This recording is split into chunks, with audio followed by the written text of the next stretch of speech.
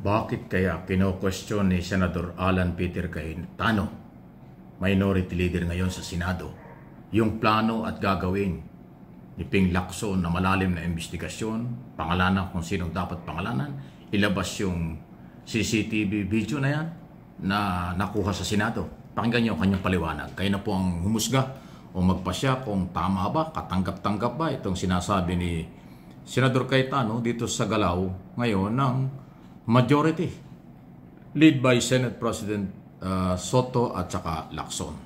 All the opportunity to defend themselves. Inisa-isa nila sa amin kung paano hindi tumutugma yung sinasabing resibo. May ghost projects, may ghost din na resibo.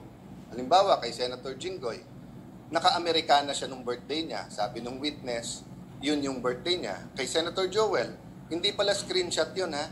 Ang screenshot, cellphone mo, kinunan mo ng picture, di ba?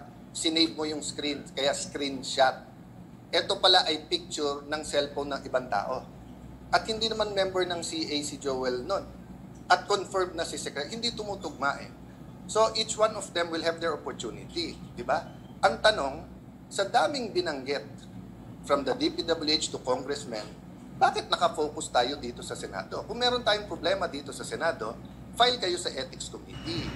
Di ba? Katulad nun, ba't hindi nasabihin kung yung sa CCTV kanino pumunta?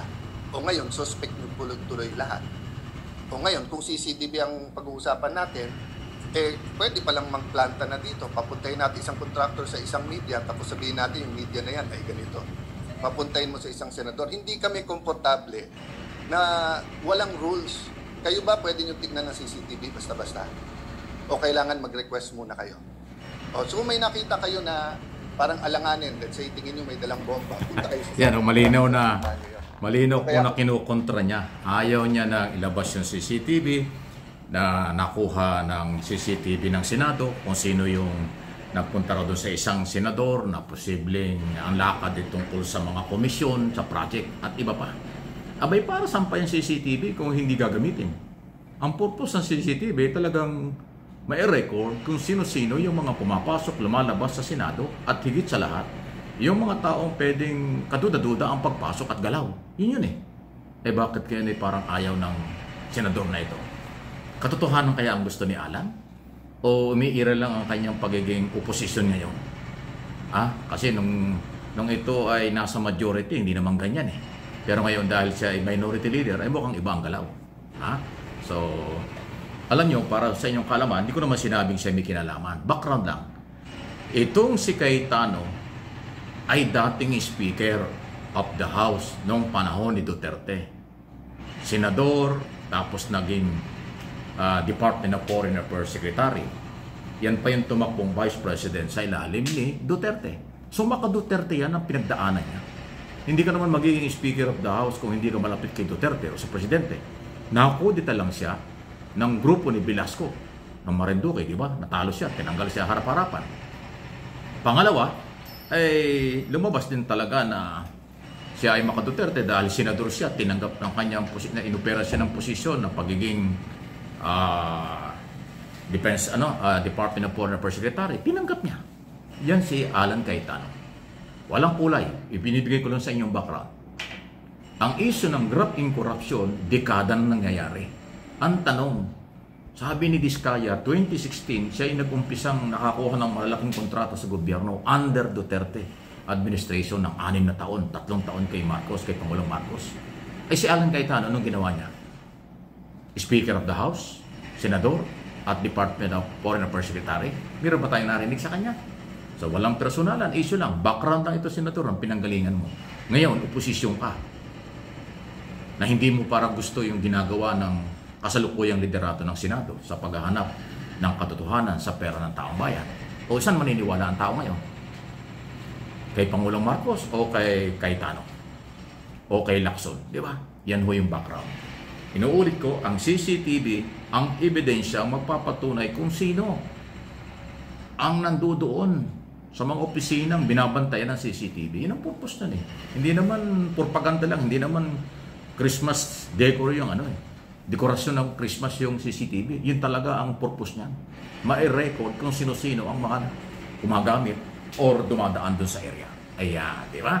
So talagang talaga pong sabi nga nila sa bawat salita, bawat statement, ang kahit sino, malalaman mo kung ano ang galaw. Kung totoo, o merong gustong kampihan, o merong gustong pagtakpan. Mamimili tayo. Kaya aralin natin ang mga kanilang pinagdaanan, kanilang sinasabi, at kanilang posisyon ngayon. Tayo po ay mamamayang Pilipino, nagbabayad ng buwis, na lahat nating pagkain, tubig, lahat ay binabayaran natin yan, may tax yan, so pera ng taong bayan. Kaya, peoples of the Philippines, people's money ang pinag-uusapan dito. Kaya tayo, kayo, na aking mga followers, subscribers at viewers sa buong mundo, kayo po ay mayroong sagrado karapatan at kapangyarihan na maging kumplena dito ho sa nawawalang pera at ginastos na pera at pinagpasasaan ng mga kontraktor, taga-DPWs, taga-gobyerno at mga politiko. Sabi ni Alan bakit dati pinag-uusapan kongreso lang, congressman lang, bakit ngayon may senador? Bakit? Wala bang senador na posible na may kinalaman? Yung bang insertion congressman lang ang gumawa? Yung bang mga project ng mga senador noong araw at ngayon, lahat ba malinis yun? Kung mayroong project ang congressman sa kailang mga distrito, meron din project at budget ang mga senador, nationwide pa. Posible, mas malalaki pa ang allocation o budget ng mga senador kumpara sa mga congressman. Lahat ba malinis yun, Senador Cayetano? Para nagugulat ka pa dahil may senador na pinag-uusapan? Dahil ang pinag-uusapan bang senador ay kakampi mo ngayon sa oposisyon? Villanueva at saka Jingo Estrada? Yun ba yun? Talagang marami tuloy tanong. Si Alan Cayetano, sa oras na magsalita ito, marami ito, marami itong sinasabing mga kung ano-ano Pati Bible ginagamit pa nito Pero pag inaral mo ang kanyang mga statement, marami kang itatanong sa kanya. Kaya itong aking topic, nagtatanong din sa iyo, Senador, ano bang gusto mong mangyari? Bakit ganyan ka? Gusto mo pa sa katotohanan? O gusto mong pagtakpan ng kakampi mo? Nagtatanong lang. Anong ginawa mo before at anong ginagawa mo ngayon? Ang korupsyon ay matagal na. Hindi ngayon lang. Dapat noon ka pa nag-ingay. Dapat noon hindi ka na nahimik. Dapat noon kasama ka sa mga nag-expose pero wala kang ginawang exposure. Wala kang ginawang ano bang sinabi tungkol sa korupsyon. Lalo na ho itong flood control scam. Ayan. So, inuulit ko, ingat po kayo. Madaling makilala, madaling kilalanin ang personalidad ng isang tao at pagkatao habang nagsasalita, habang kung ano ang ginagawa. Body language, parang gano'n. Ano yung masasabi dyan? Senador, good morning, good afternoon, good evening. Walang personalan, issue lang ito.